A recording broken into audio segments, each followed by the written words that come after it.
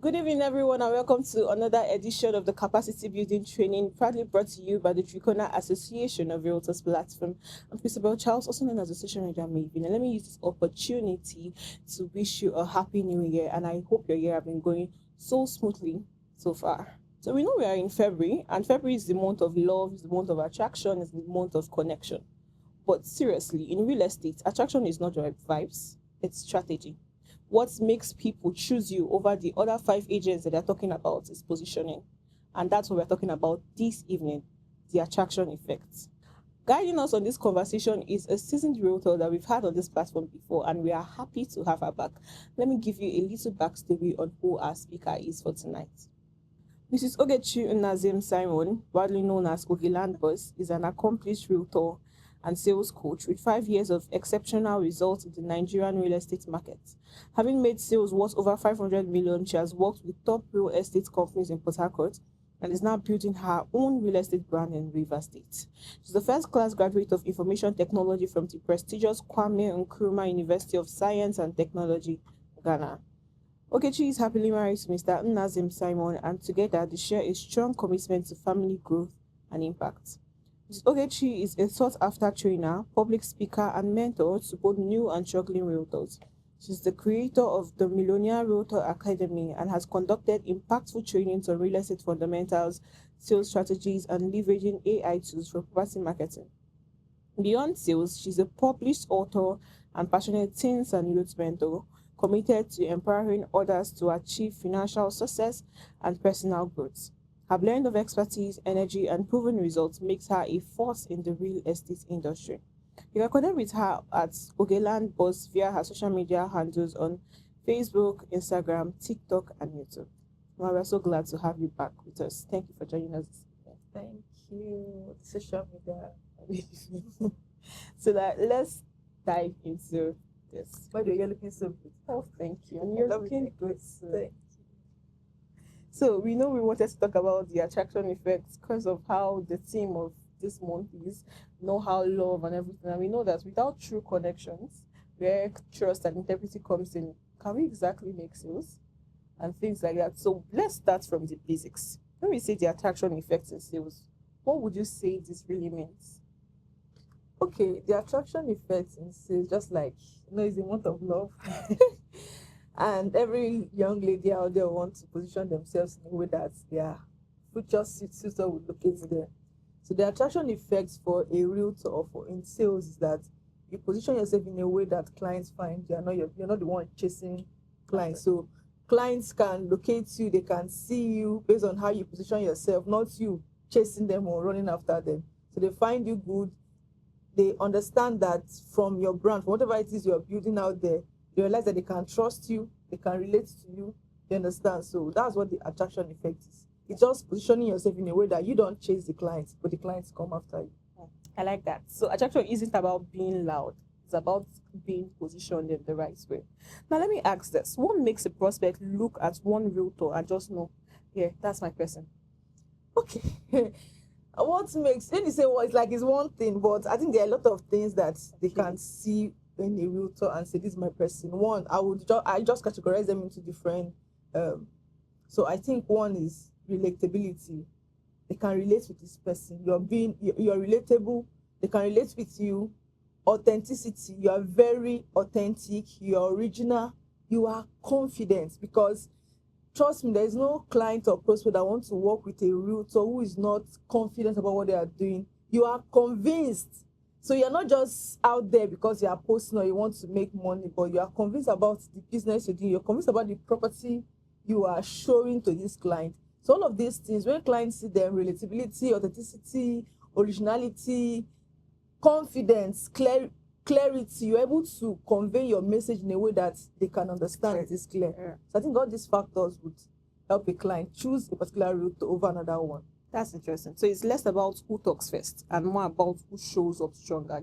Exactly. Right. And how developed you are as a person and how much you are developing yourself. Because if a prospect is coming to a client and they see you to be at this point this year, and next year you are still at the same point, You're not growing. So they don't even feel confident to work with you. Right. But in your opinion, will you say attraction is more of positioning, personality, or performance? Okay, so I was having a conversation with my colleagues last week about this, and I'm going to bring a bit from our conversation, right?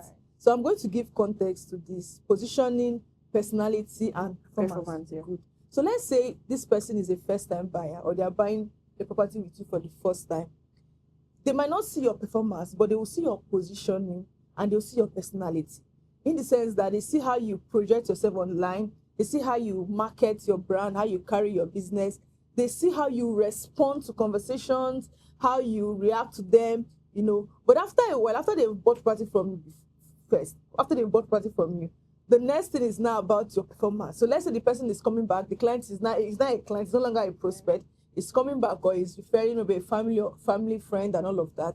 How you, the experience you gave to them in the first instance, determine if they will come back with you or if they will buy with you. So I think for first-time buyers, we say positioning first. For positioning is always it.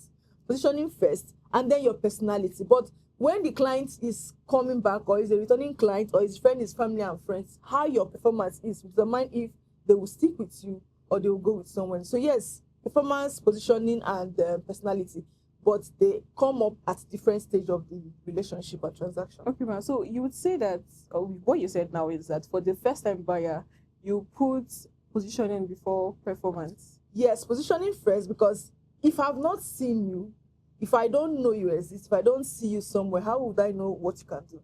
Okay. Yeah, so I see what you can. I see your appearance first, then I see your personality as a person. In the process, I'll realize, oh, I like the way she's performing. It's not that after I've made payment, she's quiet. The way she has been calling me before I made payment, you see how she's calling me, see how she's giving me updates. So I think that I can do this with her for a long time. I think that's really nice. I think the last time when you came here last year, we talked about branding a bit. Mm-hmm. Now let's just touch it just a little bit. How important is personal branding in making clients naturally come close to you? It is extremely important. It is important. So I'm going to come from this angle. When I think of personal brand, I don't just think of it as putting yourself out there so that you make sales. Because when building a personal brand, you're not just putting yourself out there to make sales or attract your supposedly audience or clients. Building a personal brand is a way of you positioning yourself for authority, positioning yourself for impact, positioning yourself for influence. So I will use this example. So you see that a big personality online tries a brand or does business with a particular brand, and they do not meet up to their promise or their standard. Then he calls them out online, and you realize that other persons are like, yes, so it happened to me 1 month ago. It happened to me 2 months ago, and all of that. So if that big personality didn't interact with that company, nobody will know that that's what they are doing. They cannot even speak up. Nobody will speak up. So building a personal brand is not only for your audience to find you. It's a way of you building authority in that you can help others, you can stand out for other person, and you can speak up.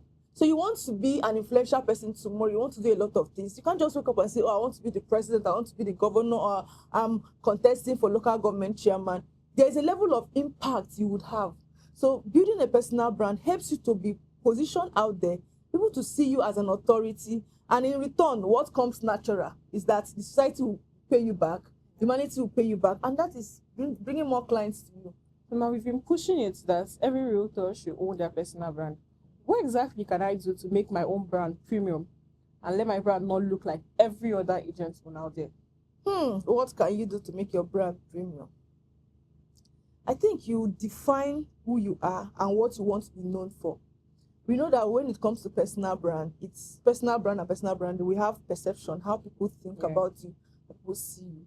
So for you to stand out, you want to think about what should come to people's mind when they think about it. For example, I'm LandBoss. A lot of times when I'm in a particular place, realtors believe that because she's here, that place is real, that place is authentic. Because I'm projecting a particular property, because I'm advertising a particular property, that property is genuine. I've done my findings here. So I want people to know that I'm authentic.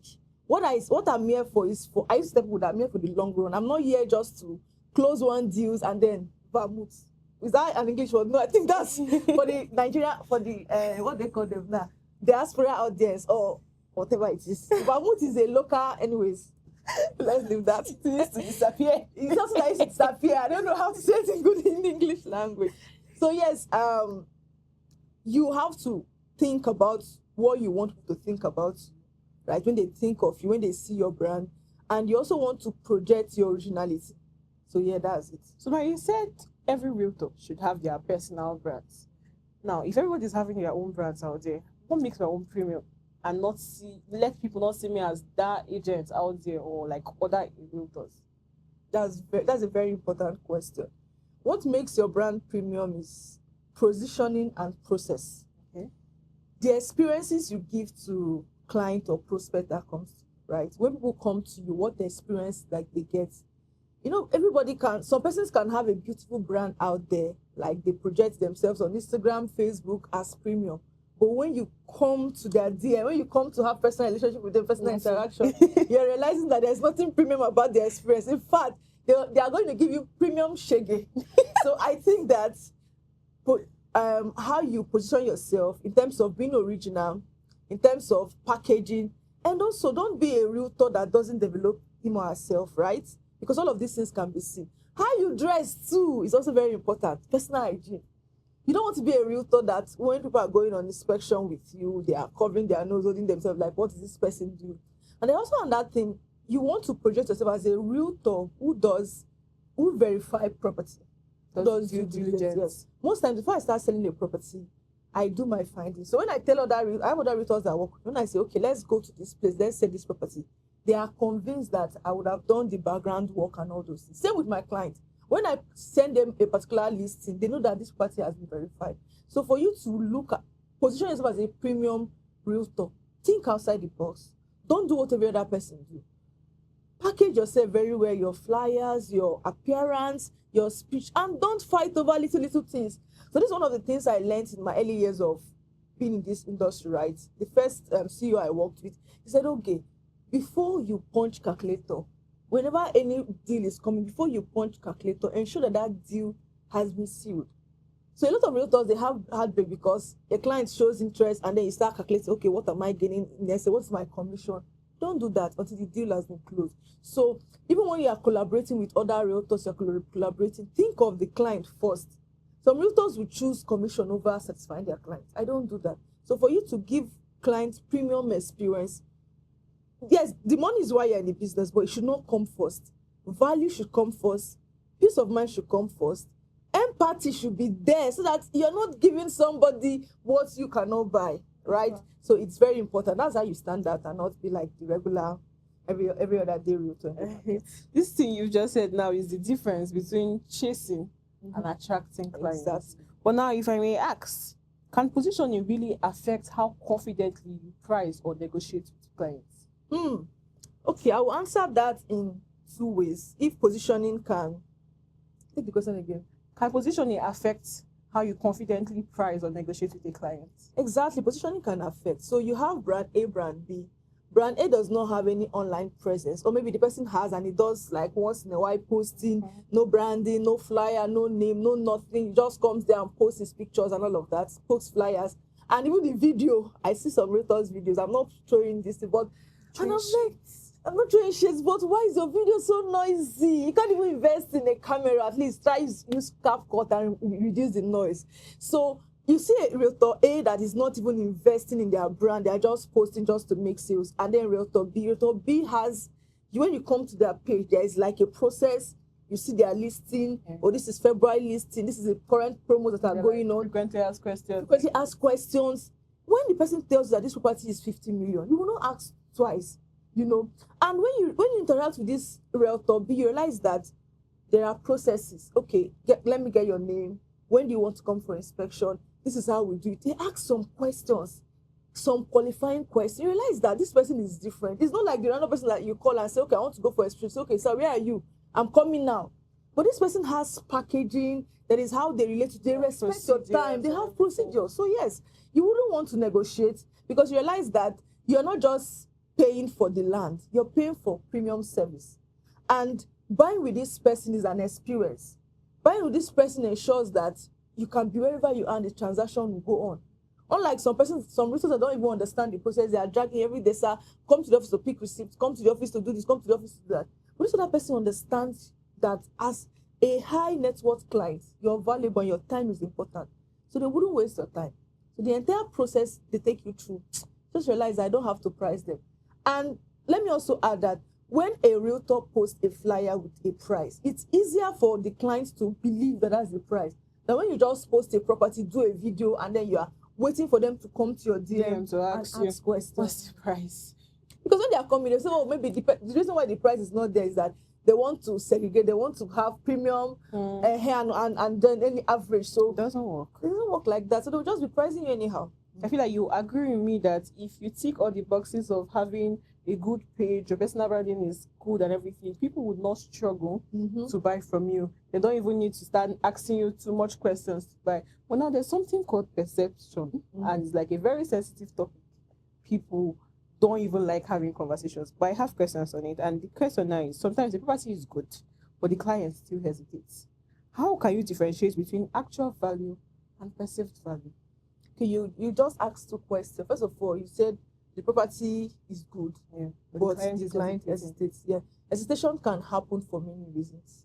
You might think the property is good, but if the client goes to their finding and they don't find the property has been good, they can hesitate. Okay. If the price you gave to them today and by tomorrow you're adding more, there are other hidden charges, you did not explain this at the beginning. So let's say when they were coming for inspection, property was 3.5 million naira. And now they say they want to make payment, and you are bringing up a lot of things at the end of the day. Saying, oh, sir, you're going to pay 500 for this, like 3 documents for this one. Yeah, so they can hesitate. That would even stop them. Like, my graphic designer reached out to me sometime. It was like, how do we do it in Port Harcourt? He was buying a property with a company in Abuja. They didn't tell him all of those things. After he had done like 70% of the payments, told him that, okay, you're going to pay for documentation, you're going to pay 10% of the actual amount for documentation. He was like, I'm not aware, because in Port Harcourt they say it's free documentation. Do you understand? So all of those, if he had known earlier, he would have gone into the head. So that's one reason why they can hesitate. And the other part of the question was, what's the difference between actual value and perceived value? Good. So for a property, actual value can be always a brick rate, for example. Currently, properties on a brick rate, a plot of land is selling for maybe 30 to 50 million naira. Let's say the actual value in that location is 30 million naira. Well known that's 30 million naira. That is what everybody knows as the actual value. The perceived value now is now determined by the company.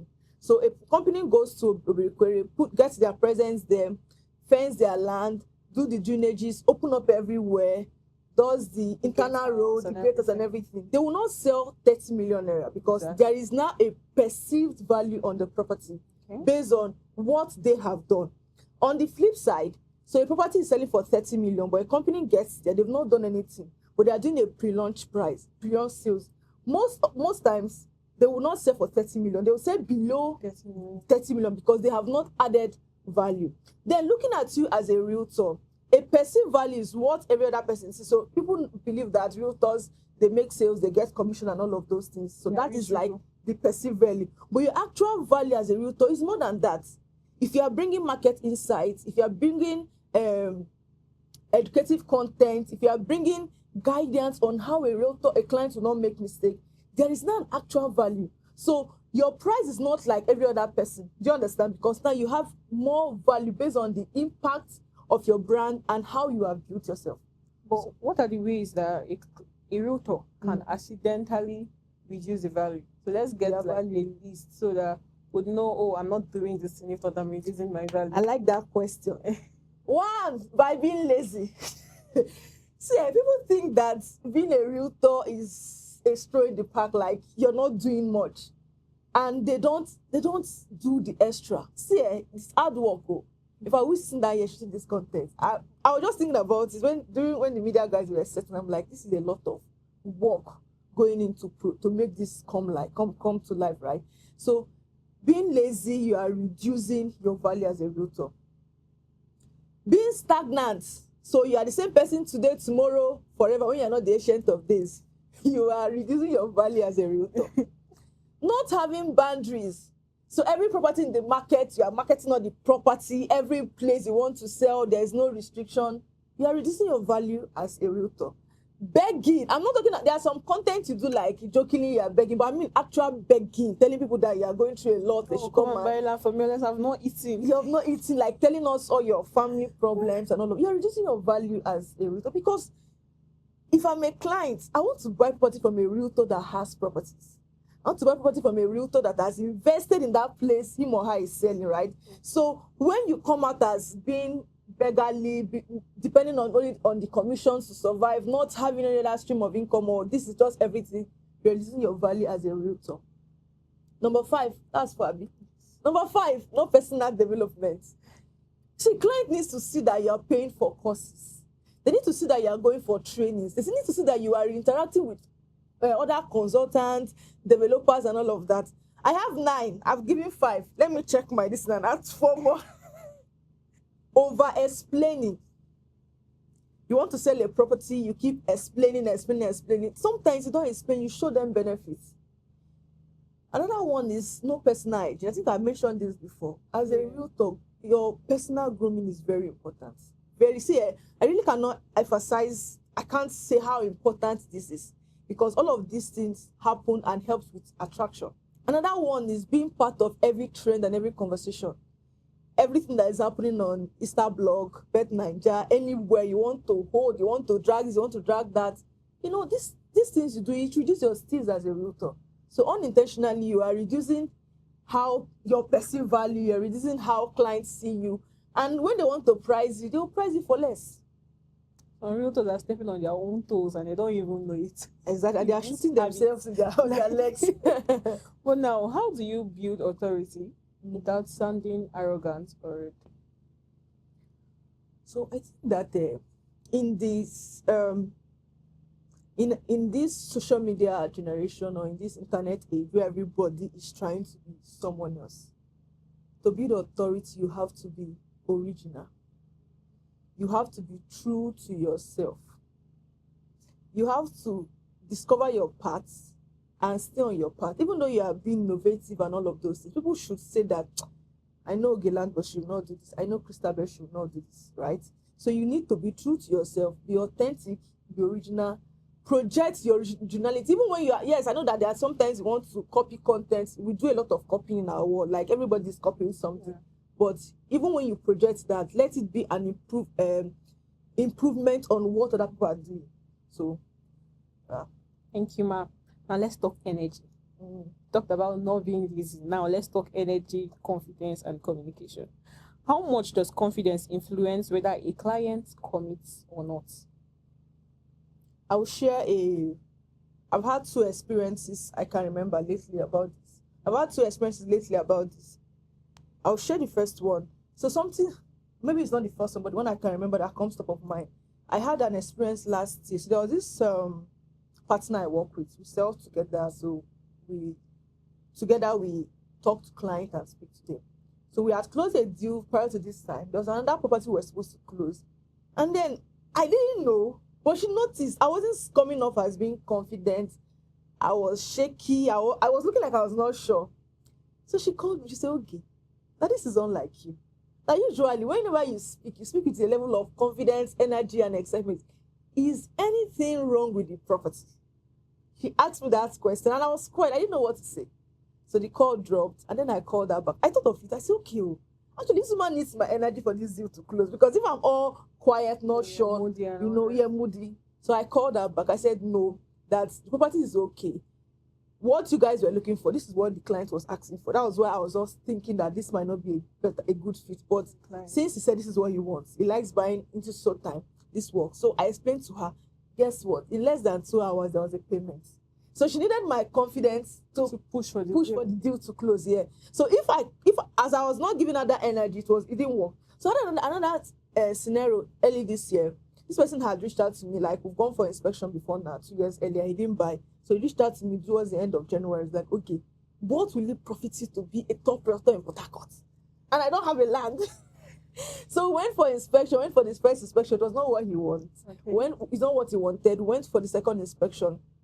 And after a while, he went quiet as if he ghosted me, and then I kept thinking what was going on. So I realized that what happened that time, that last day, is about to happen I'm trying to sell a property without selling with my confidence. So I called him. I said, I know that you are bothered. This is Valentine is coming. Can I be your realtor? I said, I'm proposing to you now to be a realtor. Can I be your property magnet? So I told him that this is a good deal. I gave him reasons why it's a good deal. I explained to him that also based off on your budget and what you want to do, your projection, when you are thinking of developing the property, all of this. And so he sounded convinced. And in like a week time or 2 weeks, we closed the deal. So all I'm saying in essence is that you cannot sell without confidence, because people buy into your confidence first before they buy into whatever property you are selling. I would say confidence is contagious. Very, very contagious. Wow. Are there communication habits that quietly signal leadership? They're like little things you can do while you're communicating with somebody that, oh, just giving a hint of, this person has authority, this person has leadership spirit in me. Okay, like what we just said in the previous, confidence, right? Yes, confidence, and then clarity. Okay. If I am confused, I can't take you on a journey. If I am confused about what I'm selling, I cannot give you an experience. If I'm also confused about my brand and what I'm projecting, I cannot give you premium experience. So all of these things would help your clients to see that, okay, you are certain about what you are selling. I don't know if I answered that question. You actually did. That's like very practical way to do it. And let's address this one before we move on. Can being too available or too eager reduce attraction? When you use the word too, because in English language they say too to. So it's from two contexts, right? It's from two angles. I'll say yes and I'll say no. I've lost a deal because I did not respond. I did not stay missionary for 8 hours. 2 different times. One was on WhatsApp, one was on Facebook Messenger. How did I even know? The clients commented on one of my posts that you are a LandBoss and you not responded my message I sent to you for 3 days. So he sent a message on Tuesday and I was seeing the message on Thursday after I said, by the time I reached out to see he had the gun. So let us, when we say too available, it's 2 things. There is a part of you being too pushy as you desperate. That one is wrong, right? But you also don't want to be giving the air that, oh, I'm too busy, I'm too engaged, I'm too, You now start giving pride. right, yeah, no, you don't want to do that. So too available is in context, but as a realtor, you should be available enough to respond to the request. I like how you broke that down. Very easy, very simple. Now let's move on to the next question. Okay, before we move on to the next question, I want to add one or two things to what I already said. So I think you should also have like schedule appointments. Companies do that. They have inspection days. You don't have to go for inspection every day. So when you give your prospect or your clients your time, they work with your time. Then you set boundaries. Truly, if someone calls you by 10, 11 for a business transaction, maybe you're a married person or not, you should have like boundaries. There are sometimes you pick, looks like you're being too desperate, too available. So a little scarcity too helps with demand. Yeah, so in summary, create systems and structures that works for you. Wow. So now let's move on to digital presence. We've talked about that a bit, but let's talk about it better. In today's world where clients, if they hear your name, they'll first go and check you online first to see how your presence is online before they can even do business with you. How important is online presence in becoming the obvious choice? Okay, from your question, you've already spotted how important it is, but it is very, very important because as a realtor, I usually say that every realtor knows like 250 persons. So when you have exhausted all the persons on your contact, what do you do? How do you make more sales? So that's why being online, being on these different platforms will help you. And like you said, a client from diaspora is buying a property from you, or they want to buy a property from you. They will check Google. They will Google search you. They will check Instagram. They will check YouTube if you even have videos on YouTube. Imagine when you are not there, you will lose a lot of deals. Exactly. So having that presence would help you to attract newer clients, newer prospects, and helps you reach a wider range of audience. Exactly. I think we can also say that visibility without authority isn't enough. Yeah. So what kind of content now can we do that will build authority, not just likes? Dear realtor, I know you like trending videos and trending activities, but if you want them to give you their cash, their money beyond just likes, build educative content. Put put out content of behind the scene. You're shooting videos, you're on podcasts, you're on interview, you're going for inspection. Put out more inspection videos. You're going for a site tour, you're going for a property launch. Put out those videos. Put videos of yourself interacting with other realtors, because nobody works in isolation, right? Yeah. So put out all of these videos. Put videos of, I call it lifestyle marketing, about your lifestyle, the community or the environment, the location where you find yourself. Put out videos about what is happening in the city where you're currently staying. You know, let's not just be vibes on vibes. These are the kind of videos that will make people beyond liking. In fact, recently me and my husband bought something recently, and he did not like the post. I did not like the post. We did not comment, but we bought from them.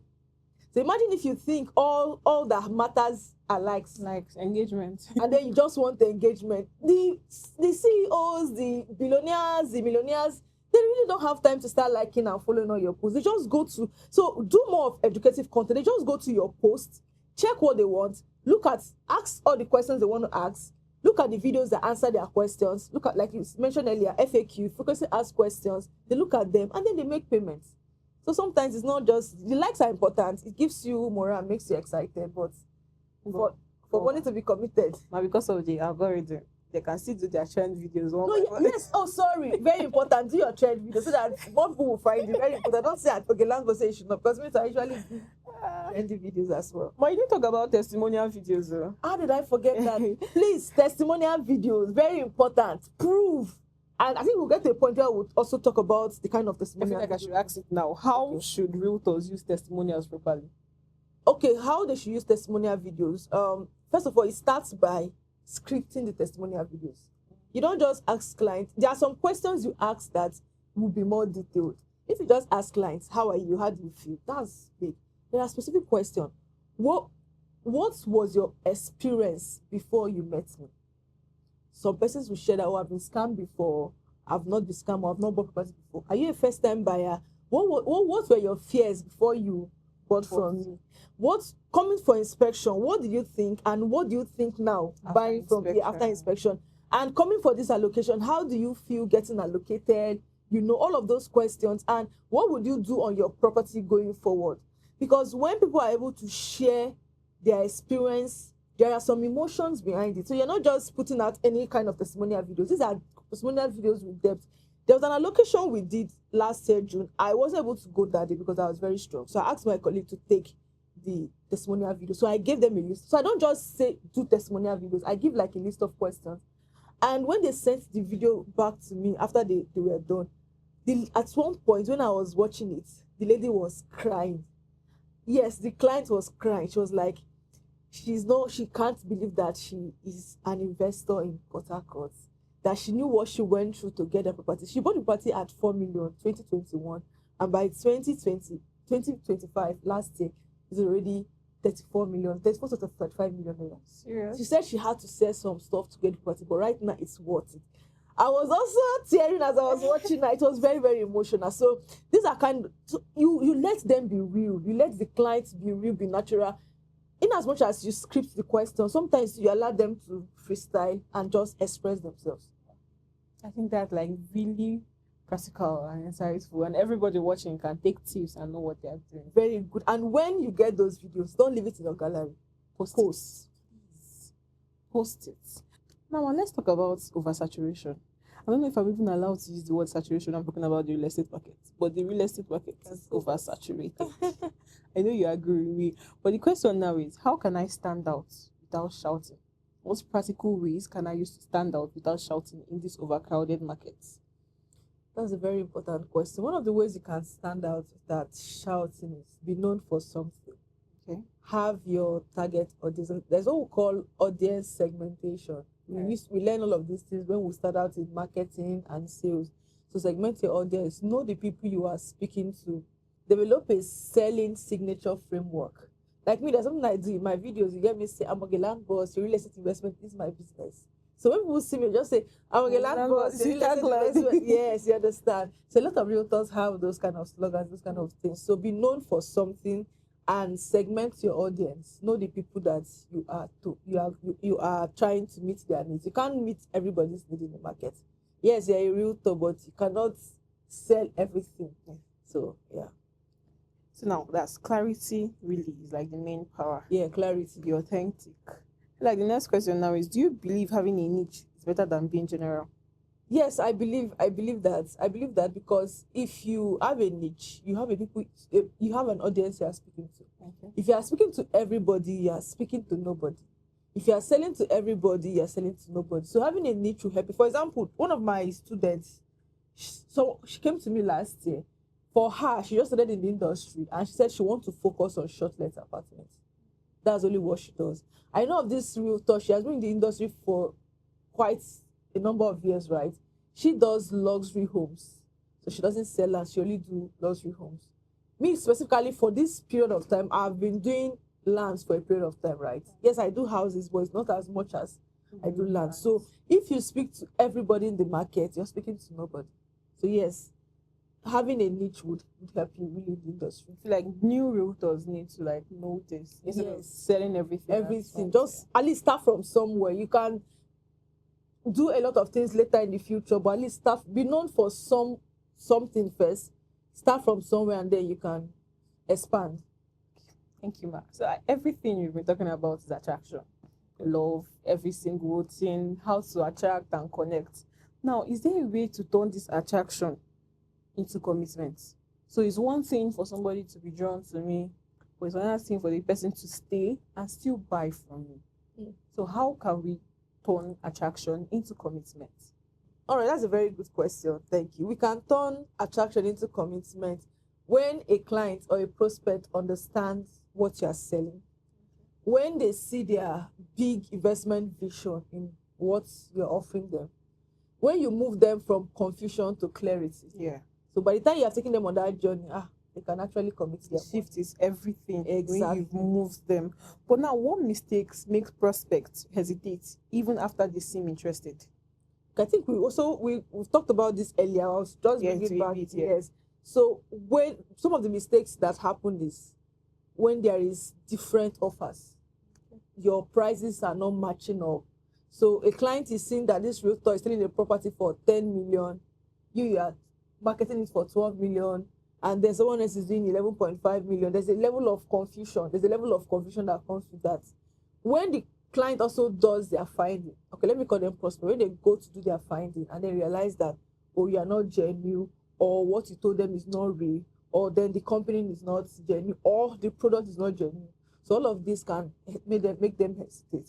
I know we've talked about being pushy, not being too available and everything. But now the question is, how can you guide someone? Know how you want to pitch to a client. You want to follow up with that client. How exactly can I guide this client like to make a commitment without sounding too pushy? I want you to understand all the features and benefits of this particular property, but I don't sound like I'm desperate. Very important. We've agreed that when there is clarity, there is commitment, right? Yes. So for you to do that, you will help the client through the process. So if the client needs to make findings, don't say, oh no, sir, don't worry, I've done all the findings myself. You can say, yes, I've done findings, but you can go ahead. If the client is asking, how do I go about it? You ask him, do you have a surveyor? Do you have a barrister? Because the surveyor will do findings at the ministry. The barrister would help you check all the documents, the CFO, every land title. So you help them in the process of making their discovery. Okay. So when the client knows that you are not being too pushy, even if you are taking them along on the journey, you're still giving them the flexibility and freedom to be themselves. Yeah. Yes, and then you are giving them the right knowledge. And not only are you just giving them the right knowledge, you are pointing them to sources where they can get right knowledge. Exactly. So a client asks you, where can I go to verify my documents? You don't hold information. Right. And then you give them the freedom to do all of those research. So if the client says, okay, I'm doing my research in the next 1 week to get back to you, you wait. After 1 week, you check in. Sir, I want to confirm if you have done your research. Oh, no, I was not able to go. Sir, do you have a barrister? A barrister can do that on your behalf. If they say, okay, my barrister is asking for these documents, make it available. You can come to your office to cite it, or you send it to them if it's a copy that you can share. If the surveyor is asking for coordinates, provide the coordinates for the property. If they're asking for the name of the company, name of the product, you provide all of these things. When you are open, when there's a level of openness, the client would even trust you further and know that you're not trying to force them into just buying, but you are helping them in the process. So I feel like we've said a lot, But before we end today, can you give us 3 principles that we can use to summarize the whole attraction effect? All right, 3 principles I would use. Number 1, clarity. Okay. Be clear on what you want as a realtor, because it is in that clarity you can convey clarity to your client. If you are confused, you will also confuse your client and tag them along. Number 2, be confident. Be very, very confident. Be confident in a way that it shows that you are convinced about what you are doing. And the third thing is consistency. So there are 3 C's: clarity, confidence, and consistency. And I don't want consistency to be like a cliche, but it's very important. And I would say that being consistent means that you are showing up.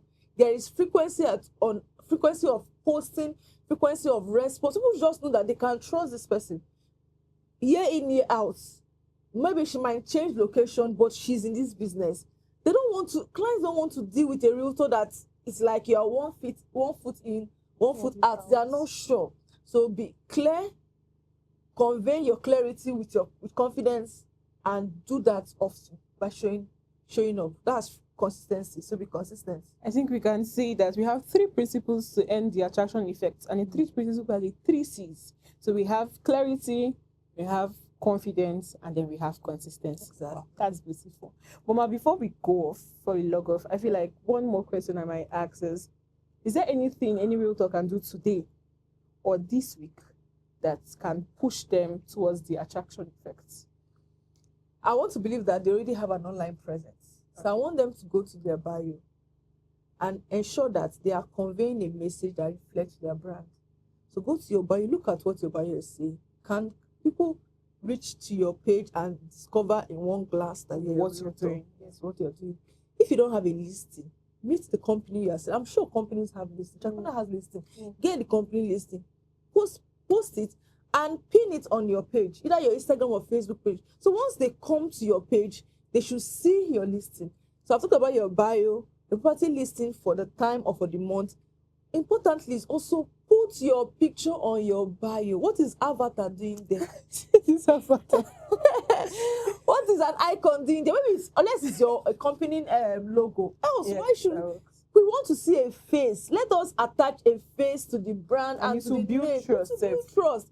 So I want you to give yourself more visibility. Tomorrow, go for inspection as soon as possible. Put your videos there and let them know that they're interacting with a human being and not just another social media platform. Wow. Thank you so much, Ma. This has been really insightful, practical, and resourceful. Honestly, this was necessary for us to have this topic. Thank you so much for being on the show with us today. And thank you so much for having me. I will definitely have you more. Oh, wow. That sounds good. Thank you, Ma. All right, thank you. So everyone listening tonight, I hope you've learned with me that attraction in sales isn't luck, it's strategy. It's clarity, it's confidence, and it's consistency. I hope you learned a lot this evening, and I hope you can share this thing to your friends to help them learn about the attraction effect. Thank you for being here with us this evening. I'm Isabel Charles, also known as a social media maven, and it was a honor hosting you this evening. Remember that this training is proudly brought to you by the Triconna Association of Realtors platform, and the link has been dropped in the bio below for you to join us and be part of our team. Trust me, you'd like it here. See you next one, same time, same channel. And do well to send this video to a friend or a business colleague that you know would be in need of it. Be the reason why someone attracts clients this year and not just prospects. And this is February. If you're not attracting feelings, attract clients, my love. Anyway, we love to see you here. We love to see you here next month. I'm still your host, Isabel Charles. And see you. Sorry, you